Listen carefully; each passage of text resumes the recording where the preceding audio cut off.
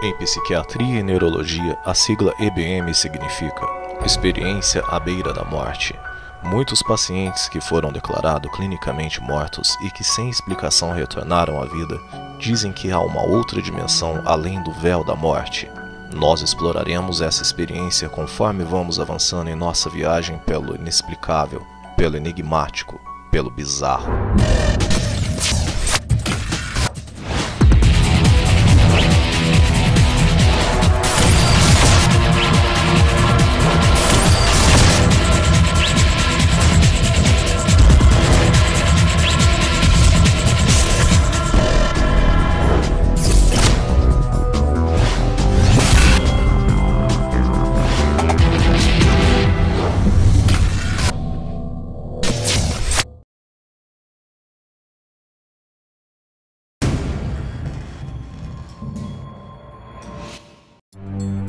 Estudiosos de experiências à beira da morte afirmam que nem duas pessoas a descrevem exatamente da mesma maneira após vivenciá-las. Mesmo assim, os relatos de histórias sobre EBM assemelham-se bastante em vários sentidos, não importando a idade, o sexo, a posição social ou os credos religiosos de quem as conta, e menos ainda a causa da morte.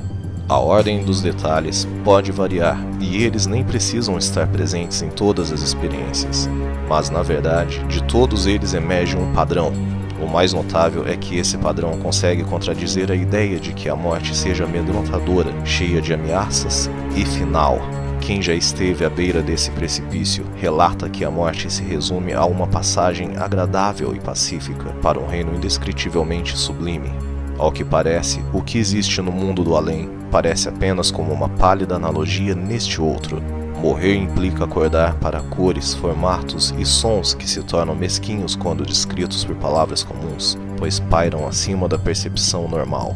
Alguns pesquisadores afirmam que as EBMs proporcionam, aos poucos eleitos aos quais ocorrem, um torturante vislumbre do estado transcendental que espera por todos depois da morte.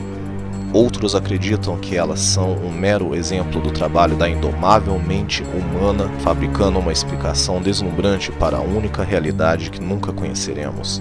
O que quer que sejam, as experiências à beira da morte estudadas são bastante consistentes, embora variem nos detalhes, quase nunca escapam de certos temas centrais. A seguir, veremos ilustrações com os marcos de uma EBM comum. Um acidente de trânsito deixou um homem perto da morte, ou talvez ele tenha mesmo morrido. Mesmo assim, tem consciência de sua situação. A capacidade de percepção está quase intacta, mas ele se sente separado do corpo físico. É um espectador da própria morte. Permanece calmo e em paz. Não há dor, nem medo. Começa a perceber um espaço escuro, um túnel, e sente-se transportado através dele. A sensação é de prazer e de conforto.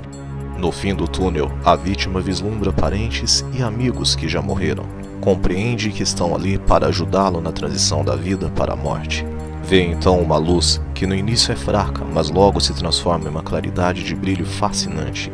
Ele percebe dentro da luz um ser que parece constituir-se da própria luz, um ente que projeta amor incondicional e envolvente. De alguma forma, o moribundo entende que o ser espera dele que faça uma retrospectiva de sua vida. Sabe que isso não implica julgamentos ou condenações. A pessoa permanece tomada por sentimentos de amor e aceitação. À medida que à sua frente vão surgindo cenas que são o resumo e a essência das experiências e pensamentos de sua vida. O processo é ao mesmo tempo instantâneo e atemporal, e induz a uma escolha. Ele pode morrer ou voltar para completar alguma tarefa incompleta de sua vida. Refazendo a viagem pelo túnel, a vítima do acidente encontra-se de volta a seu corpo físico. Percebe que as pessoas tentam revivê-lo. Afinal, acabou não morrendo, mas sua vida sofreu uma alteração básica. Daí em diante não mais sentirá medo da morte como antes. Ao mesmo tempo, pode apreciar muito mais a vida e talvez sinta que existem valores espirituais fundamentando o mundo material. Para a pessoa que passou pela experiência à beira da morte, não há dúvidas de que haja vida para além da morte. Mas para a maioria dos humanos, esta é uma pergunta sem resposta, e a solução deste enigma está muito longe de nossos sentidos comuns. Ela está além da mente.